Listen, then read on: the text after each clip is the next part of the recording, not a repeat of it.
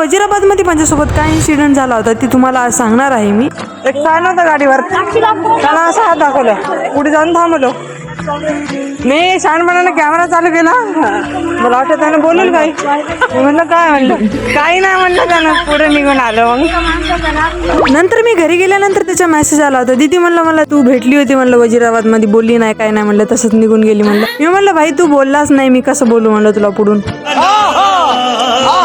वजीराबाद मध्ये आमची शॉपिंग झाल्यानंतर आम्हाला लागली होती खूप जोरात भूक. आता श्रेयाला म्हणलं होतं की बर्थडे यायच्या पहिलेच आम्हाला पार्टी देऊन टाक म्हणलं. मग श्रेयाने घेतले होते आमच्यासाठी 2 ग्लास उसाचे रस. मग आम्ही त्याचे 3 केले आणि तिघीने पण पिऊन टाकले.